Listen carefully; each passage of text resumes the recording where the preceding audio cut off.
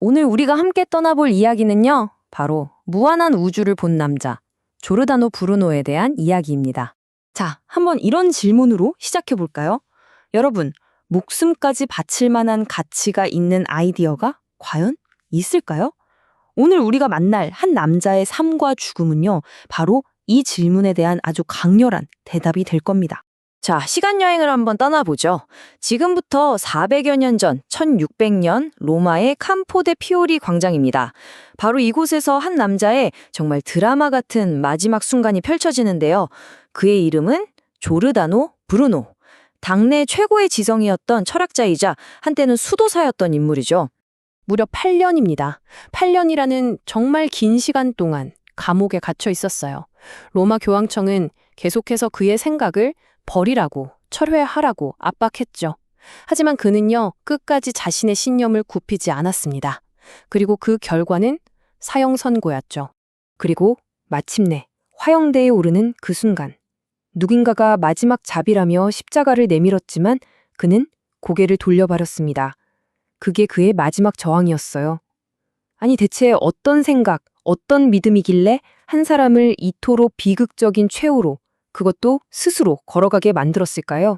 브루노의 그 엄청난 생각을 제대로 이해하려면요, 먼저 그가 부수려고 했던 벽이 뭔지 알아야 해요. 당시 사람들이 생각했던 우주, 그게 어떤 모습이었는지 말이죠. 한마디로 아주 작은 상자 안에 갇힌 우주라고 생각하시면 됩니다. 그때는요, 아리스토텔레스가 말한 우주가 거의 공식이었어요. 뭐냐면 지구가 이 세상의 절대적인 중심이고 해와 달, 별들 모두가 지구를 중심으로 빙글빙글 도는 거죠. 그리고 이 우주는 끝이 정해져 있는 유한한 공간이었고요.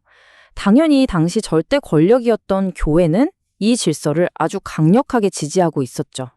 여기서 정말 재미있는 게 뭐냐면요. 당시 사람들은 우주가 딱 두 개로 나뉘어 있다고 생각했다는 거예요. 우리가 사는 이 땅, 그러니까 지상계는 불완전하고 변하는 곳, 그리고 저 하늘, 천상계는 신의 영역이니까 완벽하고 영원한 곳, 이렇게 딱 선을 그어놨던 거죠.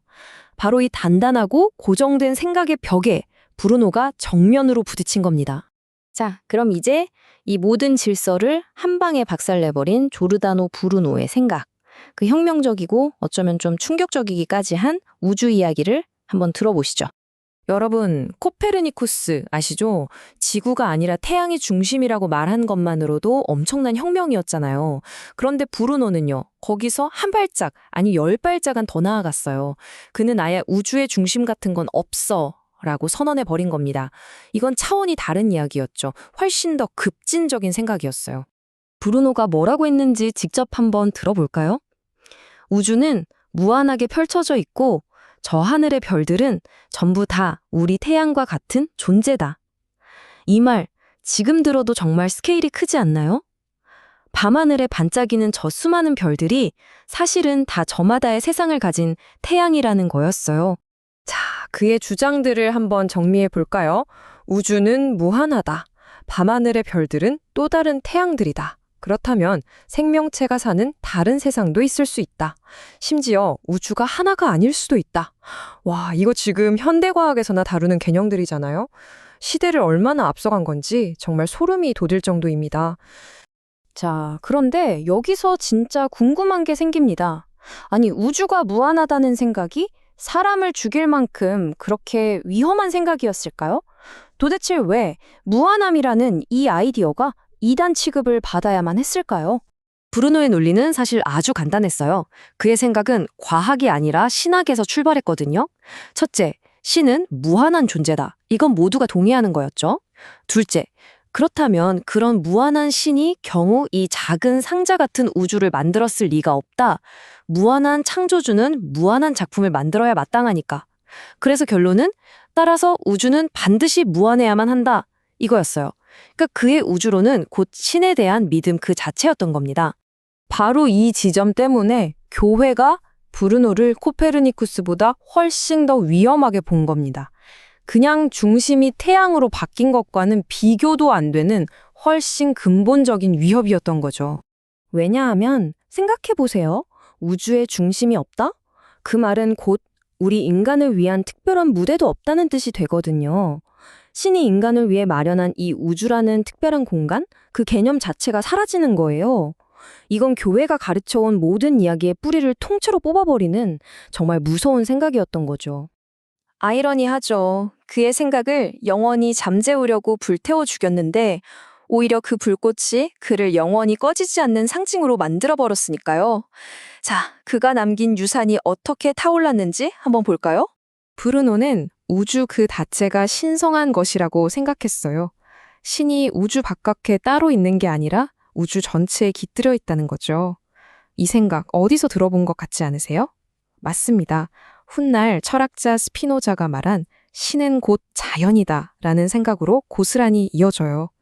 이성으로 낡은 권위의 질문을 던지는 그 위대한 흐름이 계속된 겁니다. 이 연대표를 한번 보세요. 정말 의미심장합니다. 1600년 브루노가 처형되고 나서 곧바로 갈릴레오가 망원경으로 새로운 하늘을 발견하고 스피노자가 새로운 철학을 이야기하고 뉴턴이 우주의 법칙을 정리합니다. 마치 브루노의 죽음이 새로운 시대를 여는 신호탄이라도 된 것처럼요. 그의 희생이 과학혁명이라는 거대한 불길을 일으킨 촉매제가 된 셈이죠. 결국 그는 시대를 앞서갔다는 이유로 죽었지만 역사에는 자유로운 생각과 과학적 탐구를 위해 기꺼이 목숨을 바친 순교자로 영원히 기억되게 됩니다. 자, 이제 마지막으로 여러분께 이 질문을 한번 던져보고 싶습니다. 브루노의 이야기는 단순히 먼 과거의 일이 아니에요. 지금, 이 순간, 우리가 당연하게 절대적인 진리라고 믿고 있는 것들. 그 중에서 과연 먼 미래의 사람들이 보기엔 말도 안 되는 이단이라고 불릴 만한 건 무엇이 있을까요? 한 번쯤 깊이 생각해 볼 만한 질문 아닐까요?